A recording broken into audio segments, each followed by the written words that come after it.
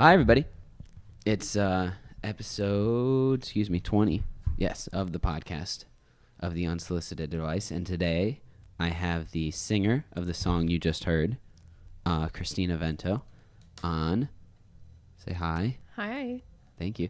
Me and Christina sang that beautiful song because I asked her to, and she didn't ask for money or anything. And the reason why she's willing to do such a favor for me is because we've known each other since 3rd grade, and we've been thick as thieves since like 8th grade.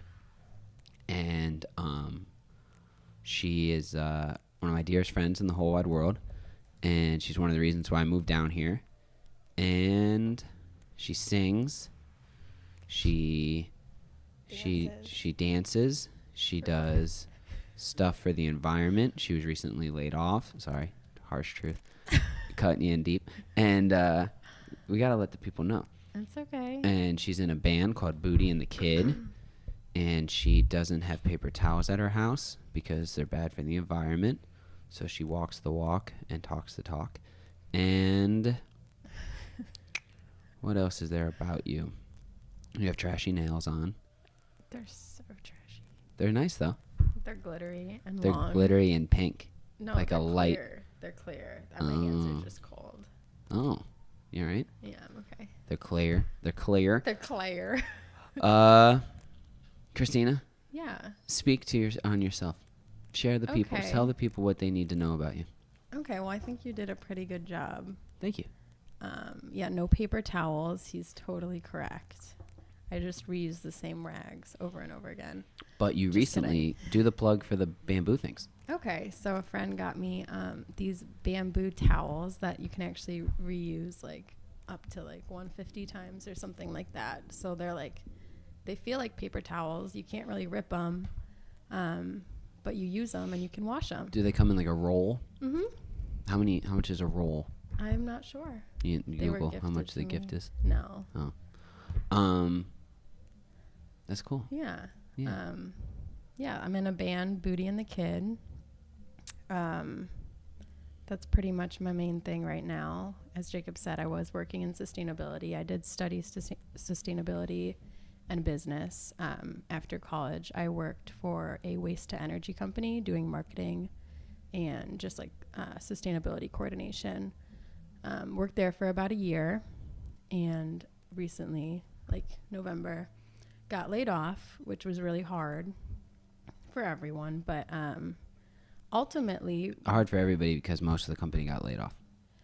yeah, and very close-knit company, very small company, just needed to undergo some changes, but for the best, because I am pursuing something that I've always wanted to fully pursue. So Which is? singing. Oh. Yeah. When I was in 6th grade, you were singing in choir. I was in the audience, and we were doing Grease, shoo-wop, shoo-wop, shoo-bang, bang. Yeah. Dude, what you guys were.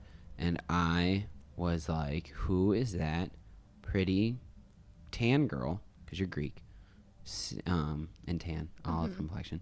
Who is that girl singing? She's so cute. I knew who you were. But I was like, damn, Christina's... Yeah, you're doing that whole thing with the... Yeah, with the hands. Yeah. Yeah. That's the first time I remember you singing. Mm-hmm. And then in 7th grade and 8th grade, I'm pretty sure I had to go to other choir concerts.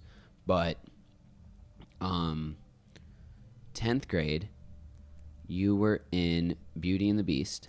Mm-hmm. You were a napkin. I was a napkin, yes. You were a napkin. It was amazing. It was.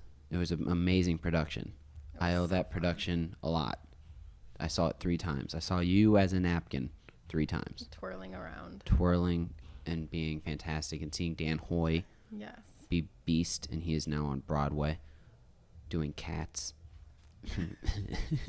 Which is Never funny. seen Cats. To be 20, if I'm 24, he's 23. To be 23 and doing Cats, I think is a good achievement. Oh, I would say so. I'd say if he's still doing Cats in 20 years, he might have missed the mark, but we'll see. Yes. Or maybe he's happy. Who cares? Shout out to Dan Hoy. So, and then me and you were in choir together. because I wanted to be in the musical and stuff, so I needed to do choir to kiss ass. Yes. Yes. And you had solos often. Yeah. And then you were in a band when you first came down here called Black Light Tribe. Black Light Tribe. Yeah. I apologize. You'll never get it right. It's okay. No, I don't. I won't. I saw you guys though. And then you guys did an amazing cover of Like a Stone. Oh, yeah. At an OSU concert. Is that on the internet? I don't know. I wish it was. It was really good. Just ask me to sing it for you anytime, Jacob. Go. No. Well, you should have seen. You walked into that trap.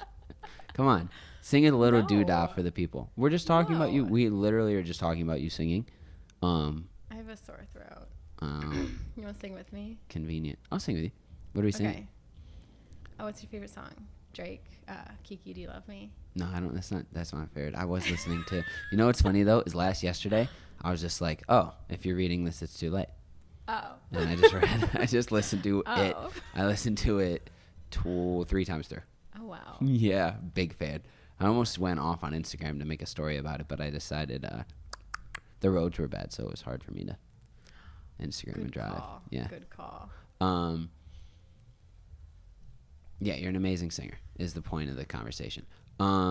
What do you think is your favorite part about performing live? Because you've performed in front of Scully's. You've performed packed houses at Scully's. You sold out you and Camp sold out the Newport. You guys, Booty and the Kid individually, sold out Scully's. You've played in really intense shows at Brothers Drake, which I gotta think is an amazing venue. Because I like it a lot. Low ceilings. This is like a stand-up comedy concept that I've heard a lot about, but I can understand why it would work for music. It keeps the energy low. It keeps everything stirring. Yeah. Like when you guys, It's very intimate. Which is a nice setting for anything. And it captures the energy. Like the energy is right there. You can't escape it. Right, where it can sometimes shoot up if you're at like a concert hall, I guess. It's funny though because I was the least nervous for the Newport show, and that was like 1,600 people. I walked on stage, and not having that intimacy made it a lot less nerve-wracking, you know? Yeah, because you can't see them. I can't. Well, you can see people, but they're not right in front of you. You don't have to like look at anyone, you know. Like at Brothers Drake, if me and you made eye contact, we could just make eye contact. Right. Probably from the back of the room. Right. Right. So the small shows are fun, but I would say the more intimate, the more pressure. And I know you and 3 other people who have performed in front of like big audiences. I don't think anybody has done 1,600. I think you're the biggest performing artist that I know. That's insane. Best night of my life. 1,600 is so many people. We kind of like fell into that too. I wonder how audible that I will try lozenge. not to move it around in my mouth. That's okay. Just popped a Hall's lozenge. It's gonna be all. Isn't that gross? Yeah. Why don't you? This is gonna be your chicken. I was working on it all last night at work. I was just walking around there. So, oh, can I get you anything? Oh, Another really? drink, sir. No, not to them, but to my coworkers. Sometimes I think they're gonna like just ostracize, like they're gonna tar and feather me because I'm walking around the restaurant saying, "Yeah." I think I have a mild form of Tourette's. This podcast is slowly devolving into what I thought it would. It's just probably gonna be an hour. Me and you just ripping it. Yeah. Why not? That's okay. We're fun to talk to. What are we supposed like? What else can we do? We know everything about each other. I know, and I want to paint the picture. See, that's the hard thing I'm doing with like people who I know. Yeah. I know you very well, and we could go through the whole thing, but I don't know. It just doesn't seem natural. I just don't know how to interview somebody that I know really well, but I could try. I think you're doing a good job. Thank you, thus far. Yeah. With the podcast thus far, Yeah. or just like and right just now. like the questions. Yeah. You know, giving me a little introduction. Oh, thanks. Yeah, we're only 10 minutes in. We got tons of space to go. 1,600 people. That's insane. And you guys just played in Brooklyn. Yeah, we played in Brooklyn. We actually connected with a band who was going to play at Brothers Drake with us earlier this year called Q&A. It ended up not following through, so they invited us to a show in Brooklyn. It was pretty fun. We were there probably 3 weeks ago, about a month ago. During Christmas. Yeah. Like during like right 2 days before Christmas, yeah, 23rd. Right. It was a lot of fun. I remember because I was upset because you weren't home for the holidays. Yeah. It was our first out-of-state show, and it was like, I mean, obviously, just being in New York is exhausting, but it was so much fun. We had a great time. You know, my brother surprised me. He showed up with his friend. It was really fun. Yeah, I screamed a little. When you saw him? Yeah, my goodness. My goodness. I didn't know he was going to be at my show in Brooklyn. Was he there before you started playing? Mm-hmm. He was there when we were sound checking. That's adorable. Yeah. So, it was pretty cool. That is cool. Yeah. You have 2 brothers. 2 brothers. And you're the youngest. I'm the youngest. So, by definition of childhood psychology, you should be the one who doesn't beg for attention, but you definitely, since being the baby, you enjoy a bit of attention. Mm-hmm. Do you think that applies to the fact that you're willing to sing on stage with 16 people, 1,600 people, or 16 people? I've seen you play gigs with 16 people there, which is also amazing. Now that I'm thinking about it, Blacklight Tribe, right? Yes, there you go. I was totally going to say Blue Light District just to be a dick, but I decided not to. That's a good name. That should be. You guys know what? Forget Booty and the Kid. Blue Light District. Blue Light District, because it's like Red Light District, but what's the blue? It's just vibes like and tunes, not hookers and Care drugs. Bears. Yeah. Hugs, bears, beats, Battlestar Galactica. No. I saw that coming. Good. Yeah. It was pretty low hanging fruit. I took it. Yeah, I'm kind of disappointed in that one. Yeah, I've seen you play in front of 16 people, and I've also seen you play in front of like 1,400 people. Mm-hmm. I wasn't at camp, unfortunately. Yeah, you weren't there, but it's sold out in like 10 minutes. I didn't know. Yeah. Yeah, I don't know. I'm not sure. Like, I have a weird thing with attention, because I definitely like it, but I don't think I go out seeking it. You don't go out seeking it in the sense of here's my butt on Instagram, but you maybe go out seeking it and, hey, I'm playing. You maybe do it in a more modest way, like a classier way. No offense to anybody who puts their butt on Instagram. I totally would do that. Yeah. I love attention. Right. I think we all do. We all need attention, obviously. Right. I think once I found that I like to be on stage, I was like, this is the kind of attention I want. Yeah, you got to curate it because you tried out some things. Yeah, and I want it to be just like me, everyone else quiet or whatever, watching, me singing and doing my thing. It's the Christina Vento show. Yeah. Yeah. Right now it's with other people, but eventually maybe. Oh yeah. One day. Obviously with other people, and I love it so much. I love sharing the stage with them. I couldn't be more grateful. Yeah. Yeah, they have a good presence. Yeah. They really do. All of them. Because it's like the amazing thing about your band right now that you play in is that you hire real musicians. So you have a trumpet player, a saxophone player, a real drummer. No offense to anybody who's not a real drummer, but like these kids all went to Ohio State for their instruments, right? Which is like levels to the game. Like they're obviously pretty talented.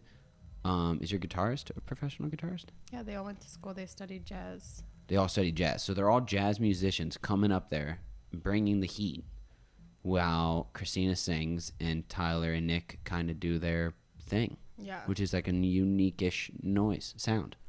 It's so fun. Yeah. Definitely a unique sound. Definitely something. What would you describe the genre as? That's kind of something we've been talking about because it's evolving with the new stuff we're going to be putting out. I think it was initially more of a jazz hip-hop fusion. Now I would say like indie jazz. Jazz. Yeah, we're letting go of the hip hop a little more. So is it almost going to be like Nick and Tyler doing like a beatnik poetry type thing? No, just more touching like rock. Okay. Yeah, like indie rock. Indie rock, Yeah. but with the jazz element Mhm. of that sound, Yeah. which is really a great sound. Yeah. It's like the Brothers Drake sound. If you Brothers Drake had an soundtrack, I think you guys would be a great example of the soundtrack. Yeah. It's a compliment. It's a cool place. It is a cool They place. got good vibes. It is, and it's got like a uniqueness about it because of how they curate events that I think, yeah, it's definitely a compliment. I was definitely trying to pay you a compliment. Yeah. Let's talk about you because you know we're cultivating your attention, so let's give you some attention and not just Booty and the Kid. Did you ever think? No, I'm just kidding. What? No, I was just gonna say a stupid joke. Okay. What's a good question? Because I should be able to bait you with like a really good question that has a really strong answer. Talk about how sometimes, would you be comfortable talking about like sometimes like you have had sad girl times? Oh, yeah. You sure? Yeah. What do you? Or do you want to define talk as about dumping them? Oh. Should we do the sex podcast or we should do the I've been sad podcast? We can do both. Why not? Touch on it all. Sad and sexy. Sad and sexy. You were in a relationship with my other best friend for 4 years. Mm-hmm. And you guys just recently broke up. Mm-hmm. So you're single out on the Columbus scene since the first time since you got down here. You were single Yeah. freshman year. But freshman year was. It's messy. Yeah, It's messy for for everybody. sure. It's the weirdest time I think in a young adult's life, It is so weird. and it's very, yeah. I it's would not growing. go back. I know so many people are like, freshman year is amazing. I would never. Well, ever, because I think ever go so. back. This is good. So this is a good place to go. Is that I think that for a lot of people, it's their first time leaving the nest, and due to me and you being rambunctious, rule-breaking, skullduggerous little fuckers, we did not feel the same way. We had kind of broken away from that early on. Yeah. And so here's an interesting question that I don't think I've really gotten to talk to you about is like, and I don't think I've talked about it on the podcast, which is great, is like be careful who your heroes are, because me and you both had this like cultivated dream of rock stars and Hunter S. Thompson and Hank Moody and these people, right, that are by all means degenerate drug addicts, but we kind of idolized them a little bit, and we always were like, what happens if? You know what I mean? Let's drink, let's do different things and Right. see how it turns out. And I think we started that young, Very young. very young. Well, very young comparatively to maybe some who in college that freshman year have the world is my oyster type mentality, Right. when me and you were more of at a questioning standpoint of like, what is going on here? Like Yeah. this isn't the bill of goods that I was sold. Right. And I think like something that definitely turned me off was just like, I mean, we drank so much in high school. We can just get that out there. We drank Drink a lot. so much in high school. So we got to college and it was like everyone, Sorry. it was like we were in high school again. You know, no one had like drank excessively. And when you get to college, To a that's degree, like it was more like I think what, and this might be sad-ish, and maybe I'm painting a picture that I don't really know, but I don't think that binge drinking is good. I think binge drinking is bad, but I think that we were binge drinking from sophomore year every weekend till we graduated, Yeah. and then on. Whereas I think maybe a couple people had like some big moments when they were drunk in high school, but it wasn't every weekend. Right. Like you and me were always the last two at the party Yeah. kind of mentality, Oh my goodness. which is true. Like me and you would be the last two people in a room all the time, which was great because we were best friends. So it's like, yeah, let's go to, we didn't want the party to end. Right. I'm not painting us as alcoholics, but like we wanted to have fun. Yeah. Sometimes too much fun. Right. Sometimes you've carried me out of rooms and I've carried you out of rooms, but I've slept in Jacob's driveway before. You remember when I fell asleep in your gravel driveway? I do. On Walnut Cedar. or Cedar. I think that was my graduation party. No. I have no idea. You also fell asleep in a bush outside of my house once. Yeah. And so I have to share. I've thrown up everywhere in Chagrin Falls, Ohio, Cleveland, Ohio, and Columbus, Ohio. I've passed out at parties a lot. I used to be notoriously for falling asleep. Not falling asleep, just passing out. At bars. Yeah. Like, there's pictures of me asleep at Buffalo Wild Wings. There's pictures of me asleep at the Greenville, at all these bars. So we all fall asleep in odd places sometimes. Mm-hmm. Yeah, it happens. It does. It's just part of life. And so it is a part of life. Yeah. But that's so back to idolizing some of these people. Like, if you just think like, oh, I gotta be Hank Moody, you're gonna try to be Hank Moody to try to be cool. Right. Or I don't think you ever really wanted to do the Amy Winehouse thing that big. But who are some of your teen idols that maybe not forced you, but like we'd listen to The Weeknd a lot and be like, ooh, oh my God. what's that gonna be like? So sultry. And Right. I was definitely obsessed with Lana Del Rey in high school. Does she do the substances?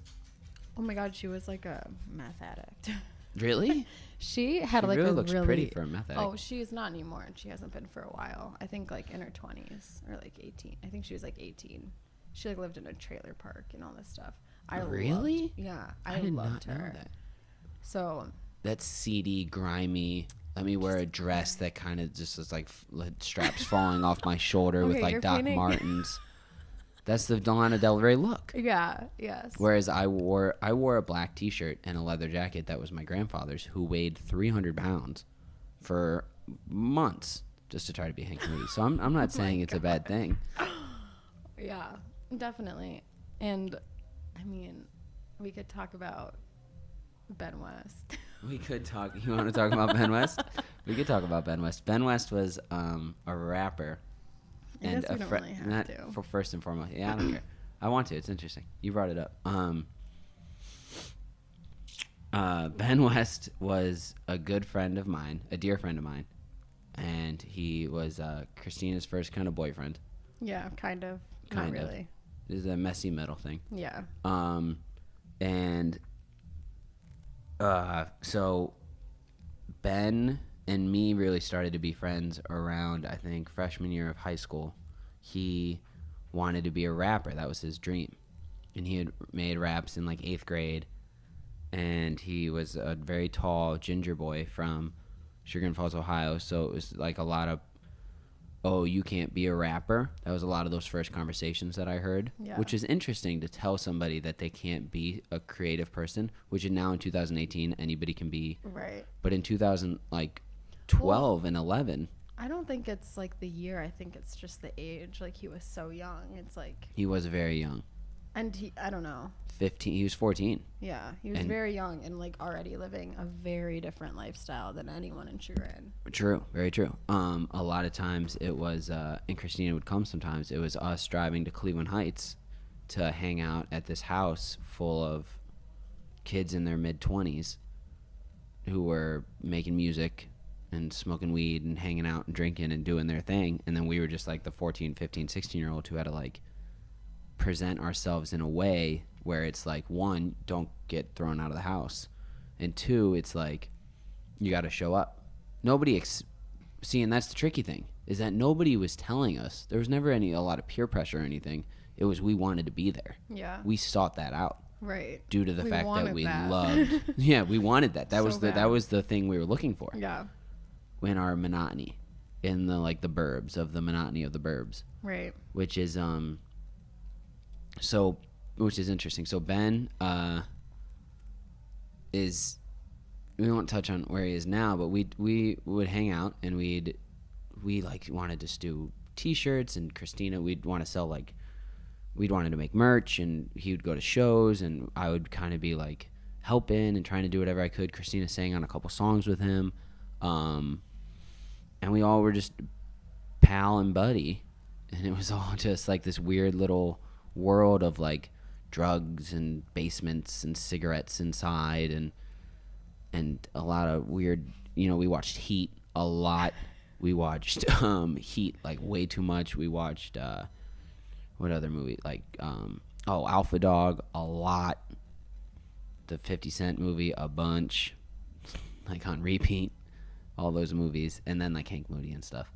But it was an interesting little world to dive into so young. And so once you've already been in that room with people who aren't even in college, who have graduated college, and then you're expected to go hang out with 19-year-olds, but you kind of don't feel like a 19-year-old or an 18-year-old, it puts you in a very messy middle where we kind of got, me and you both, very room-oriented.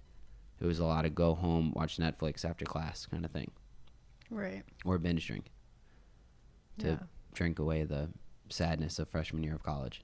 It's just an overwhelming time too, because I didn't know what I wanted to do until I was a sophomore, until my which is also crazy. You're expected to pick something right when you walk in the door. Right, and that was like I knew I always wanted to be a singer, but I didn't want to pursue it fully because I didn't know if I had it in me. And I don't know. You wearing Timberlands? I am wearing Timberlands. Okay. Why? Nothing. They're great. You didn't know if you wanted to just emasculate you a little bit. I don't know how I feel, but I'm telling you what, my hands are crossed and they're in my lap. So maybe you did. Yeah, I think I did just get emasculated by your shoes. Damn, my hands are literally in my lap. My legs are crossed now. You didn't know if you wanted to pursue singing fully. Yeah, and I think I kind of grew up like. My dad was a doctor, and my mom always wanted me to be a doctor. So I tried out like health for a few years. Well, for like the first year, I went into health sciences. And I was like still bio and stuff like that. Yeah, like bio 101 and freshman bio and all that. Yeah, and I always kind of kept music as a hobby. I was in the Blacklight Tribe band. Yeah, you got into a band like the first year down here. Yeah, that was freshman and sophomore year. Yeah. Or wait. No, that was freshman and sophomore year. Do you remember when... Oh, this is the story I should have told. My parents asked me to tell a story they don't know about me. Mm-hmm. When Brian dropped out of college freshman year, he lived at home. And he would come and pick me up from Cleveland State. And I would just leave Cleveland State. And, well, one time you call me on a Tuesday. Mm-hmm. And you're like, I'm having a shitty week. Mm-hmm. And do you remember what me and Brian did? Yeah, you came down. Yeah. Yeah. To grab you on Wednesday. Yep. And you're like, I have so much shit to do. And I was like, oh, I didn't really think of that. But we're here. And we snuck into your dorm room because dorm rooms are like prisons. Right. And you have to have like a guest pass. And I'm like, well, it's a surprise. So I was like DMing your roommate, who I had never really met, and trying to get her to help us. And she was not being helpful, so we snuck in through the back and we got caught and it was a whole mess, but needless to say, we gotcha. We went to 4th Street Bar. Yep. Back when there was like a cooler on the one side and it was a lot less broy. It was a lot less broy, but I think that's just the way of kids are now. I think anybody in college is kind of broy now to a degree. And I think also now that if we do go there, or as we got older and continued to go there, I just think it was more and more evident that like that scene is not necessarily our scene. Yeah. Which is important. I think it's really important when you're a freshman to like go to a lot of different spots. Like, oh, everybody's going to, Chumley's tonight. If you don't like Chumley's, right, but you're forced to go there every Wednesday, I don't think you're going to have a great experience, right? You got to go alone, which is scary, or like find a buddy to go to check out a new spot. Just go to a different bar. Yeah. I don't know which bar on campus anymore to really suggest because they're all different now. Don't but go to campus. Yeah, get off campus if you can. Yeah. But it's hard for a 19-year-old to get off campus. I never really did the campus bars. Yeah, every time I did like the O or Big Bar, I got thrown out. Yeah, I snuck into the O, but only twice, and it just wasn't it. It wasn't for you. Yeah. But then you become. So let's fast forward a little bit, I guess, about trying things out. Is now that we're 24, and for the past 2 years now. So you were still in college 2 years ago, right? Mm-hmm. So for the past 2 years, we've had a home. We've had 3 bars that we love, that we go to all the time. Mm-hmm. And once you have that and everybody knows your name, it's like cheers. You walk in, it's all hugs.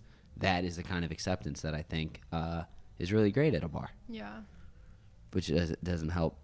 It doesn't help the previous stuff, I guess, where everybody knows your name at the bar and your bar tab doesn't cost much. But it's a nice thing. Yeah. Bodega, Oddfellows, local bar. I can go there any day of the week. Except for Odds on a Friday. I don't go to Odds on the weekends. Me either. It's a weird crowd. That's crazy. It's a stranger crowd. I don't know who they are. I can't even talk though because I have not been out in a very long time. Okay, so Right. yeah, it has been a while. So what do you do with sobriety? It's not forced on. So sober. I know you're not sober, but I guess you're not. You just drink at the house. Yeah. So that's different. But I don't drink that much. Wow. That is like, you hear that? Turn that off. What is that? That's you. Oh, my phone. Oh, my goodness. It paused, but holy hell. That was intense. Oh, no, it didn't pause.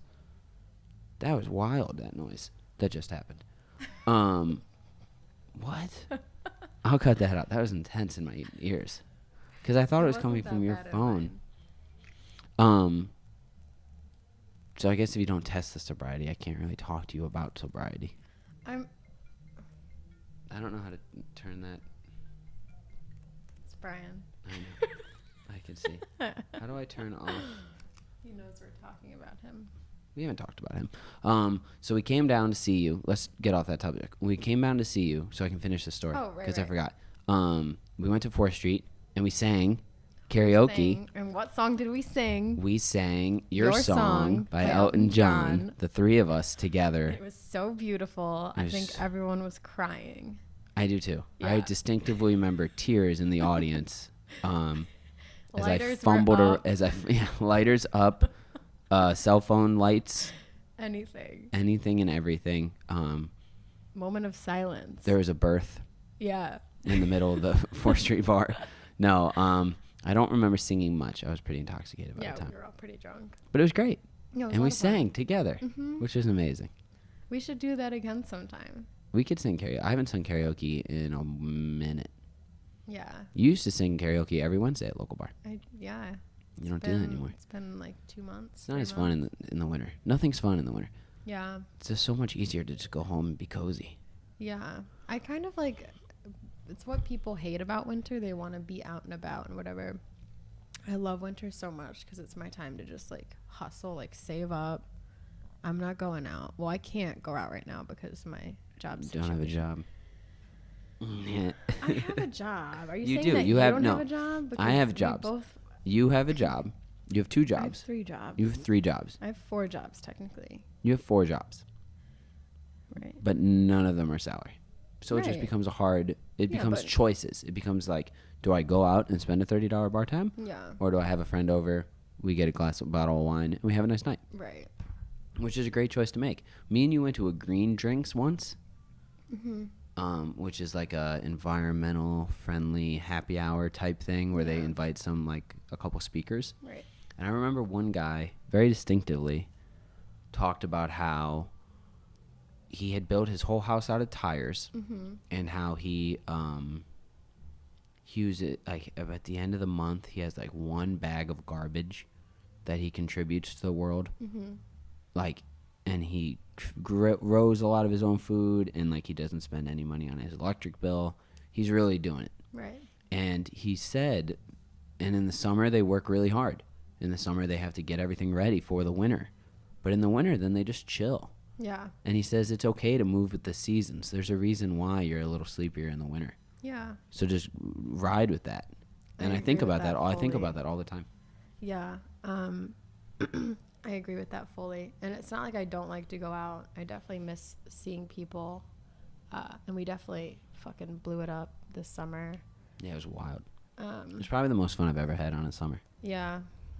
For real, to tell you the truth, because yeah, it was a great summer. It was a great summer. But Lots now of it's just like pools. my hibernation time, you know? Yeah, we went big, take a nap. Yeah. Freshman year being hard. Sophomore year, you find your legs, you meet, you really become friends with Svaya and Robin and Tessa and Joanne, who you lived on the same floor as Svaya. No, in the dorm? No, Svaya was like a dorm behind me, but we all met freshman year through Shannon Clegg, who was roommates with Joanne, and Joanne became friends with Svaya through a club. Okay. And then Shannon Clegg introduced you to Joanne, and then you, Joanne, and then Svaya. And then where's Robin and Tessa come into it? Robin, I think, was friends with, I'm not really sure. I think she became friends with Svaya randomly through a club too. Clubs. Yeah. Meet people. Right. Network. And then Tessa, we met when Robin and Svaya and I lived together and Allison lived together. She would go across the street to our buddies, like Tevin and Gavin. Oh, so and then that's how you met through Gavin and them. That's cool. Neighborhood buddies. Yeah, 19th. Yeah. Yeah. And now all my girls have left me. Besides Tess, she's still here. But yeah, Robin lives in North Carolina. DC. Doesn't matter. Svaya lives in Texas, and Robin lives in New York. Yep. Not in the city though. She lives on the in the burbs. Did you just say Joanne? Joanne lives in upstate New York. I thought you said Robin. By the prison. No, she lives in Brooklyn. But it'd be funny because I know she's going to hear this and she's going to get fucking pissed when I said she lives in upstate New York by the prison, by the Hudson. No, she lives in Queens. So, Jersey. Yeah, so they definitely helped. Oh, yeah. So you found your friends. Yes. And then from there, junior year, you get a boyfriend. Just called me. That was sophomore year. Oh. Oh. No, sorry. So yeah, you have a boy. He helped me move into my house on 19th. That's very nice of him. What a scholar. So, yeah, what a scholarly man, our gentlemanly Brian. See, what I originally wanted to have happen was I wanted to have Brian and Christina on at the same time, but logistically, I am not gonna have them run in here halfway through. We've already talked about them some. It's just awkward. That's terrible. It's a terrible podcast. And it'd be so obviously clear that we had mentioned him, and we have not mentioned him once in a bad light, nor would I ever, because he is the father of my child. But I would never. Yeah, I just never would. But it's just like it'd just be funny. So then everything starts to piece together. So the answer to the question that I'm really asking is, what does one do who might be having a shitty college experience? You wait. You do your exploration, but just wait, and I promise you everything will work out. Yeah. For me, for example, I went to Cleveland State. Didn't have the greatest time, but still met some nice people.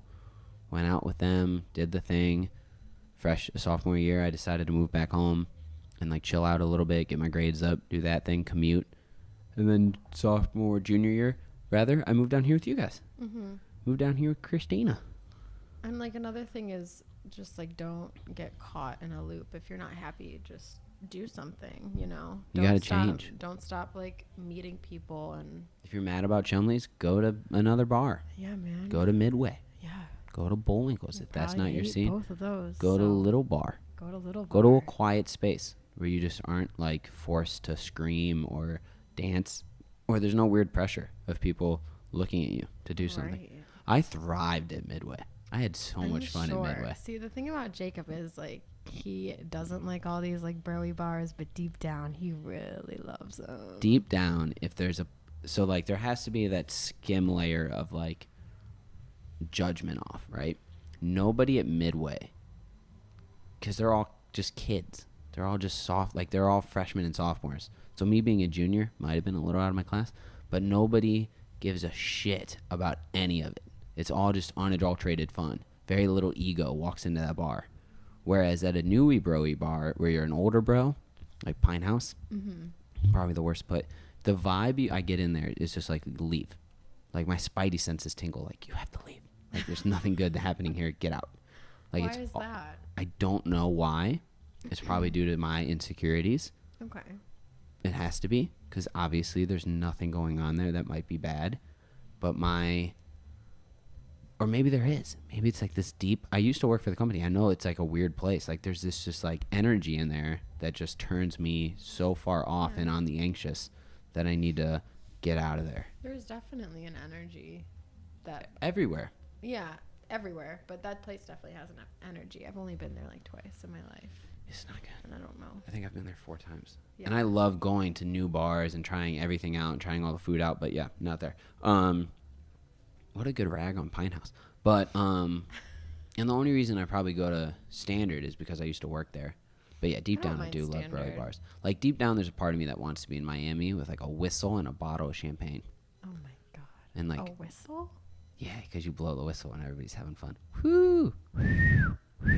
That just sounds making me blow into the microphone. Sorry, guys. What, you wouldn't do your chicken call? Your No. hen? My hen? No, I don't think I'd hen around Miami unless I was in like a cooler area. Oh. Yeah. No, but yeah, deep down inside I have that energy in me. He's there. It's like that weird masculine energy. Mostly, I once took a test on if I was a Tony Robbins masculine feminine energy test. Feminine. Yeah, I got feminine That's energy. okay. It was fine. I think it's really cool when guys have feminine energy. Feminine energy. Yeah, you made it sound like it's okay to have, like, you know, a stutter. I think it's okay to have a stutter. Yeah. Oh, it's okay. It's okay. Oh, don't worry about it, Betfila. We all get a little girly sometimes. No, I'm just saying, like, super macho masculine men, like. It's not a turn on in 2019. Yeah.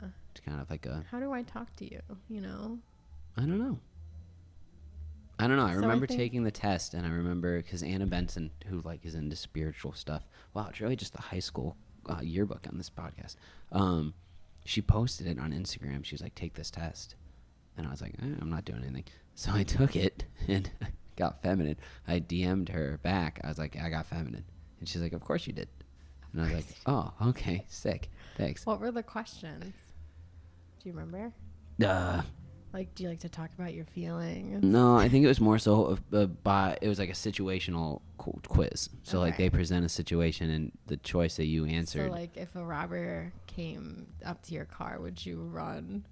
No, I wouldn't run from a robber unless he had a gun. I don't know. That's not it. That's not feminine or masculine. That's fight or flight. That's biological. What would you do? I'd fight him. I think you I'd have. beat him I think if you took the test, it'd be masculine. Maybe. I don't know. My nails say otherwise. They don't scream girl. They don't scream lady. Do they scream? Bratz doll? Yeah. Okay. They scream. I was going to get gross. We've kept it pretty PG. I would like to try to keep it PG just because I think that if I post that you're on the podcast, people will listen to it that are friends and family. Mm-hmm. And I don't need my mom to hear me say gross things. Not today. Not today. She can hear Maybe it tomorrow. When I'm home. Hear that, Mom? I'm censoring myself for you. Hi, Danielle. Which goes against a lot of my grain. Really, I'm struggling right now just to not blurt out something gross. So you took your time through college, and then you got a job right around, I think, almost immediately. Mm-hmm. I think by the end of summer you were employed. Yeah. Right? Mm-hmm. How many? I was employed Before you graduated? No. Well, this is what happened. I graduated, and then like a month later, I got an internship after graduation, and I was like, whatever. Like, I'm the type of person who's like, experience is enough.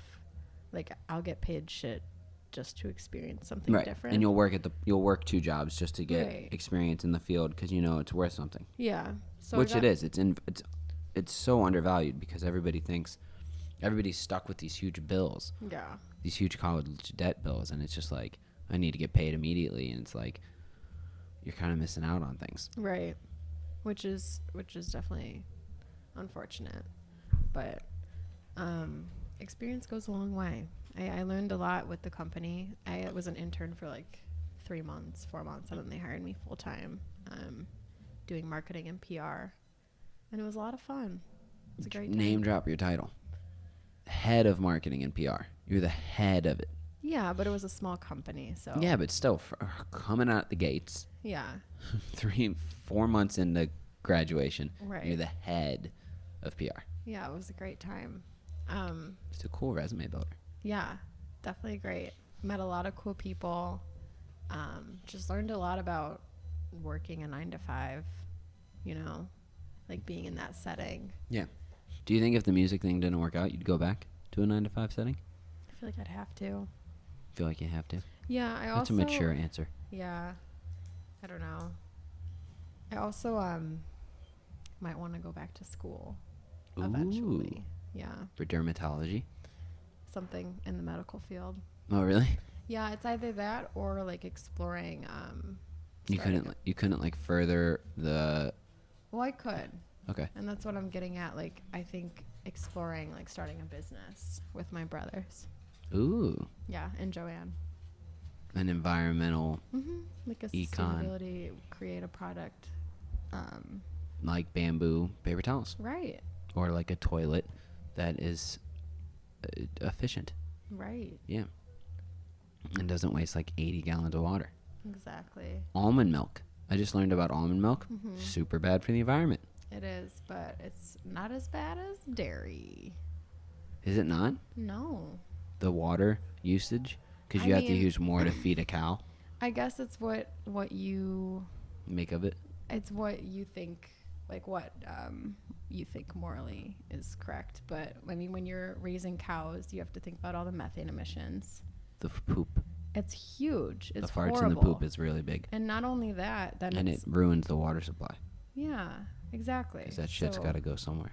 Greenhouse gas emissions, water supply, and then you're like torturing these poor cows. Yeah, like, they don't live the best life. We're not even supposed to be drinking that. We're not supposed to be drinking milk from another animal past our infant. Yeah. Like the gestation period. Yeah. Is a technical term. And we're the only animal that drinks the milk of another animal. Right. So, I mean, almond milk is super water intensive, but I think there are trade-offs. I think it's better than drinking cow's milk. Right, because if you cut down on cows, which I guess is what happens, and I guess this is what, like, the joy of these environmental options are, is like, oh, I can go downstairs right now and get a vegan burger. Mm-hmm. It takes a lot to produce that vegan burger, right. But it's just another option. It just gives me, oh, it's not beef or beef. I can eat something else, and that might one day slowly kind of cut down on the usage of all these things, so it's more of a balance. Right. Because I think what happened is we just went so far one direction that now as we try to scale back, you just need options. Yeah. It doesn't have to be never eat meat again. Right. It just is like don't eat beef every meal. Exactly. Or twice a meal. You know what I mean? If you think about it, you might eat beef like twice a day. Yeah. If you have a burger at lunch and, I don't know, beef at dinner or chicken at dinner, it's a lot of animal. It's a lot of animal. But now you can eat chicken chinga. What is it called? What are those gross little vegan chicken sticks that you eat? I don't know. The vegan chicken tenders? They're not vegan. Oh, I guess they are. They're like soy. Yeah. Soy. What are they called though? Chinga.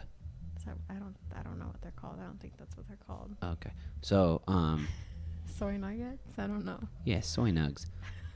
That sounds so unappetizing. They're so good. I will take soy, although soy is not that good for you. Let me pick your brain about a marketing idea. Okay. About the fact that you name the Impossible Burger, but it's not a burger, right? But you can't call it like a vegetable composition why patty. Can't it be a burger? Why should it? Because it's not a burger, right? Is it? I don't know. See, that's the question I'm asking. Is like, well, why is it called a hamburger? That's actually a question I have. I'd assume that there was once a man named Earl Hamburger who named the sandwich after himself, like the Earl of Sandwich. Was it like Earl? Well, because Earl of Sandwich was a real person. Okay. And he was like, put the meat in between the bread, and the sandwich was born. Okay, so maybe just like taking off ham and sticking in like veggie burger. Yeah, I get it. you know. But ham, I get it. I just don't think, I think that it like skews your brain, right? So like I'm sitting down to eat an Impossible Burger, and I eat a lot of vegan food. I like vegetarian food, and I eat all that stuff. But it's just like, I don't know. It'd be better. I think it should create its own lane, so that way it lowers. But I think what they're trying to do is make it familiar. Yeah, and I think friendly. that's the point. It's like, hey, this is so close to a hamburger. This is so close to whatever. Like, so why don't you try this? Well, because I just think of the old man sitting at the bar, and like I've heard my dad say it 100 times. Not to say he's old, but he is old as fuck. No, I'm just kidding. He's not even 60, but he's young and spry. He's young and spry. Looks great. Got a full head of hair. I'm very blessed about that because he's got earpods. He's got AirPods. Doesn't he have AirPods? He probably has. I mean, he has AirPods. He doesn't use them though because he gets afraid he'll lose them. Oh. He's had them for like 2 years. He never wears them. That. He's so hip. He is hip. He also has a very derivative of an off-white hoodie that I made him, but he doesn't wear it because it looks like it's off-white, and it just doesn't make sense. I should have done better for him for Christmas. Yeah. But what I'm thinking about is that there's the guy at the bar or the guy at the restaurant who's like, do you have a hamburger? And the waitress who's, you know, young and cute and has bangs and has a nose ring and has tattoos is like, has a tattoo of like an arrow and like 3 Tumblr accounts. She goes, well, we have an Impossible Burger. And he's like, what's impossible about it? And he's like, well, it's made of soy and beans and lentils and you know, compost, and it's very environmentally friendly, and it's vegan. And he's like, why is it not a burger? I just need a burger. You know what I mean? I think about that guy. Mm-hmm. And I think, like, what can you say to him to make him eat a burger that's vegan? Or a veggie burger? You could say, sir, it tastes better. See, that's what he's saying, though, is it's not going to taste better. It does, though. I mean, in my opinion. It's a differing thing, though, because it's like if it was a sandwich, like if it had its own name, you could make its own distinction. Yeah. But when you're comparing something to a burger, which is a lot of people's favorite food, including my own. Right. Like I used to eat a lot of burgers over the summer. It's like, whoa, this is a burger. No, I get what you're saying. So what would you do to combat that issue as a marketing PR person? I don't know. I don't really think, like... It's an issue. I mean, in Columbus, I don't think it's an issue because I think there are... Right. In Columbus, it's not an issue, which is a beautiful thing. Yeah. Because we're a very open kind of thinking group here. Right. And I also think there are a lot of meat options here, you know. Yeah, there's the Impossible Burger on a menu, but there's going to be a normal burger on the menu. That's what I'm saying. Like, when I was out in California, there were completely vegan places everywhere we went. Yeah. And we didn't even realize it sometimes. And we'd get things that had, like, fake meat. Tempeh Yeah, that's happened to me. Tempeh sausage, like, yeah. wait, that is so good. Right. And it tastes like exactly like sausage. And that's the greatest thing is when it's a surprise. Yeah. One time I was in Chicago and I sat down to eat at a restaurant and we ordered buffalo chicken sticks or whatever, tenders. Yeah. As like an appetizer. And we're eating them and we're like, these are good, but this ain't chicken. What is this? Yeah. And we found out that we were at a vegan restaurant. Yeah. Which is great. We stayed, we ate. It was great. Yeah. So I think, like, back to your question about what I would do. I mean, I think they named it the Impossible Burger for a reason. They want people to try it out. They want it to be familiar. They want it, like... But new. Familiar, but new. Yeah. I personally think it was great that they used burger, you know, and didn't make it its own thing. Yeah, because when it's its own name, that's new. It's hard to break people out of their habits to get people to try new things. That is true. So even if it's just naming something, like the word burger, including that in the name. Because burger doesn't necessarily mean meat. It means, you know, bun. Like patty, you know. It means like patty, bun, right. Lettuce, tomato, onion, mustard. I don't need to name the rest of the ingredients. Ketchup. Yeah, I just think it's hard to introduce a new concept. You're right. Especially If somebody on the menu said flargarp, and I had to eat a flargarp, I would just be like, I can't even say that. What is this? What would a flargarp be? Like what color? Fucking, purple. Tempeh. Tempeh looks like flargarp. That shit is gross looking. It's pretty gross if you don't season it. It is tastes like dirt. Disgusting. Yeah. And see, that is flargarp to me. That is flargarp. That works. But you can't say. I get what you're saying. You're right. It would be hard. It would be even harder to get somebody to eat it if it didn't at least sound familiar. Yeah. So thank you for clearing that up for me, Christina. Yeah. Very good. And of course, there are going to be people that are upset, especially like older people. Yeah. You know. Just older dudes, like older Midwest dudes. Well, it's like. Yeah. And like, I don't even know what a out wester sounds like, but like. I just think it's really hard to change someone's mind when they're old. I'm not saying my dad. My dad true. eats vegetarian now too. He likes bean burgers. My dad loves vegetarian food. Trader Joe's makes bean burgers that are just delicious. Yeah. Thank God for Trader Joe's. Yeah, Trader Joe's is really a fucking front warrior. Yeah. From front of the lines kind of person. I guess they opened a vegan restaurant in Cleveland. Trader Joe's did? No, not true. Oh, just an all-vegan restaurant in Cleveland? There's not an all-vegan restaurant even here, is there? There's Eden Burger, which is... completely vegan. I'm pretty sure it's completely vegan. Yeah, it's completely vegan, you're right. That's so good. Eden Burger is so good. Yeah. It's unbelievable. Their milkshakes are not that great, tell you the truth, because they're made of so much banana that they taste too banana-y to me. They might have taken those off the menu. I'd assume. People were writing reviews. Oh, really? I'd assume they were. I mean, they sucked. But their burgers and their sandwiches are insane. So good. I'm like craving one right now. I do too. Honestly, like that is what you could give to a person.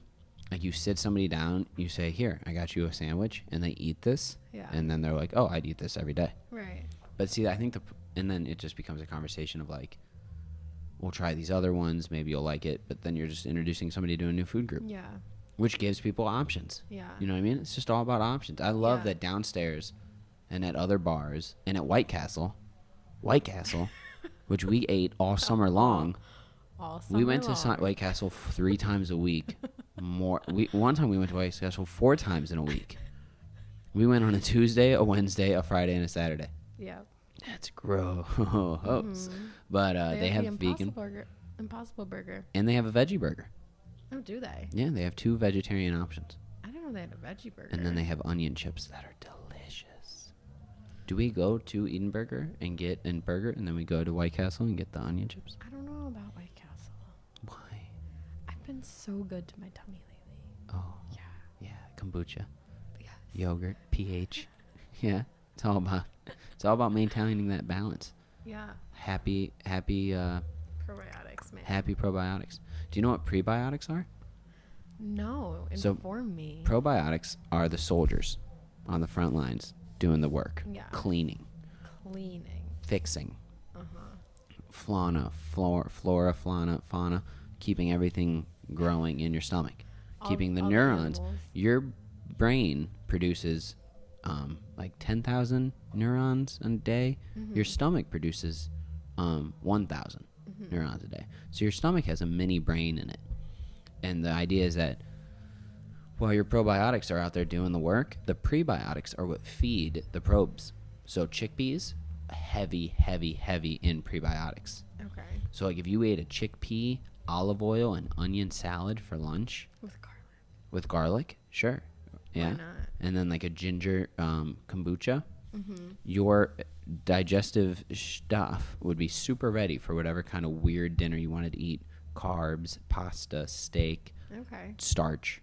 So prebiotics, like, just kind of set up for Prebiotics are the food for the soldiers. Cool. Yeah. Yeah, that was one of the fun facts I learned over the summer. That was a good one for digestion and eating. One of the things I try to do at the restaurant now is when I sell steak, I go, it's a 16-ounce ribeye. It's grilled to perfection, seasoned to perfection. It's accompanied with mashed potatoes and Brussels sprouts, but I usually substitute the mashed potatoes for a side salad to keep everything a little lighter. I look at the guys, I'm like, keep everything a little lighter, you know what I'm saying? Yeah, and they always agree, and they always get it now. And I feel I'm doing the people a service. Yes. These rich old people. Oh my gosh. I know. It's the first time I've interjected. Yeah. I also don't bring cream and sugar. You're supposed to, but I don't. Because you don't need the sugar. Coffee is the sweetest nectar in the world. You don't need it. Speaking of which, this fucking ungrateful tool. Wait. Oh, is that Miko's? Yes. Oh. Yes, I called you an ungrateful tool, Miko. I'm sorry, but I bought you a coffee, and you didn't even sip it. And you asked for it. You asked me for it. No, I offered. I'm just kidding. What's on the horizon for Christina, Booty, and the Kid, and what do you think about life in general? Life in general. We can come back to that one. Horizon. So, all right. I'll just kind of. You're leaving me. Yeah. To make it about me. Yes, let's make it about Jacob. So, I'm leaving Jacob. Mm-hmm. I'm going to be moving. For better things. Not sure where yet, but I think... You're following the dream of moving for your music. Yeah, I think that the time is up here. Kind of reached a ceiling, it feels like. You know how much... okay. You get let go, and you go, oh, this is perfect. You were scared. Mm-hmm. You knew you were going to get fired. You texted me, I think I'm walking into a meeting where I'm getting fired. Yeah. And you called me, and I was like, are you okay? Because I thought you were just being ridiculous. And you're like, no, they fired me.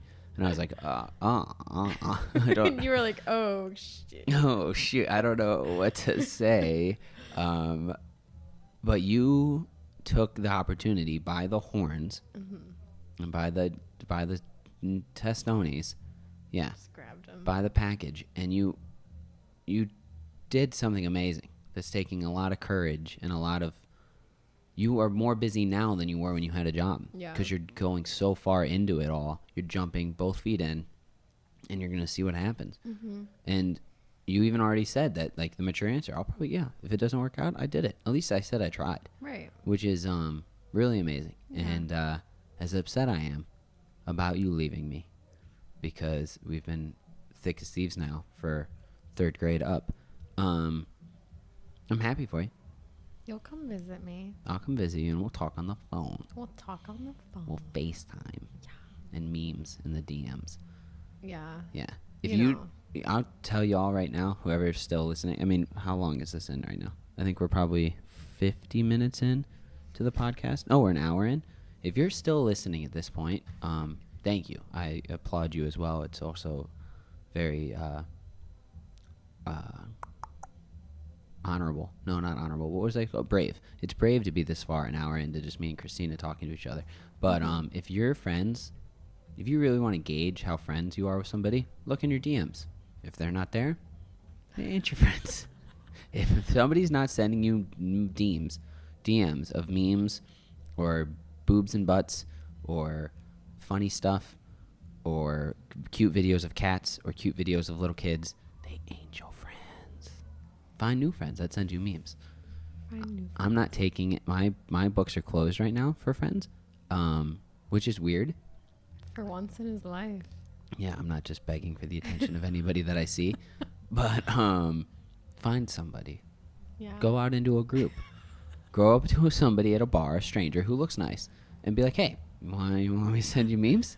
I got some good ones. That is how a friendship is formed. Could you imagine? You should follow the account. My cat sat on your face. Your cat sat on my face is an excellent Instagram account. It's my favorite one. You should also follow Christina at Christina Vento. Stina. What? It's not Stina. Your name's Tina. It's Stina Vento. STINAVENTO. Stina, not Stina. Okay. You know. Stina at Stina Vento. Did I say it right? Yeah. Okay. Thank you.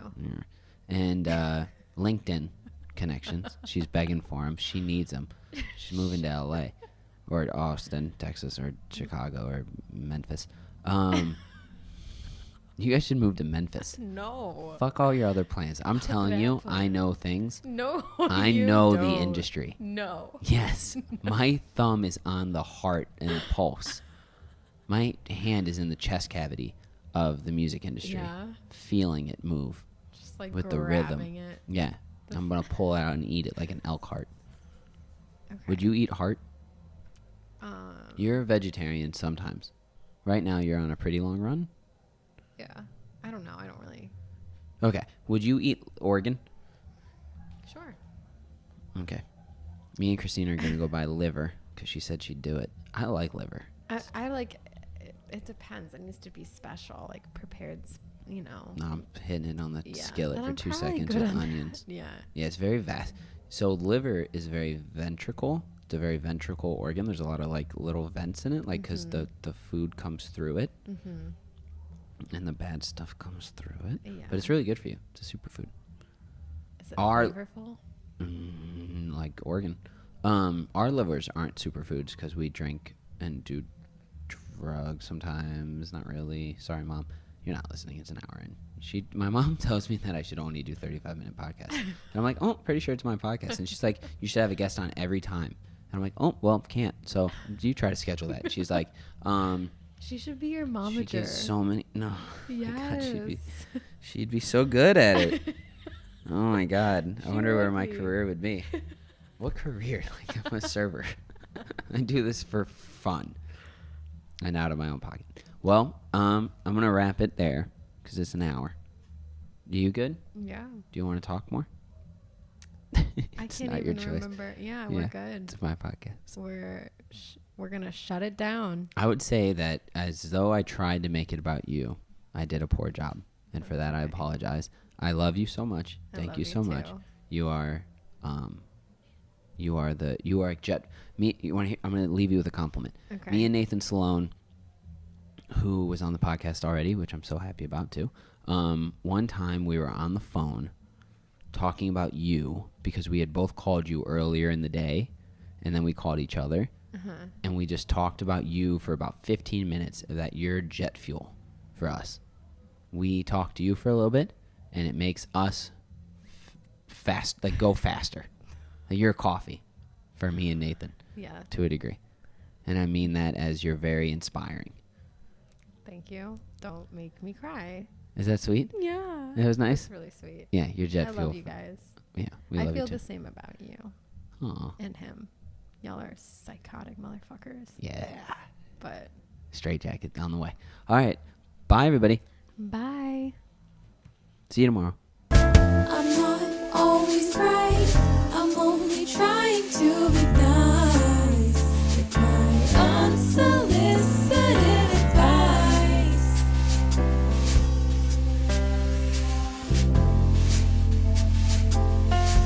Unsolicited advice.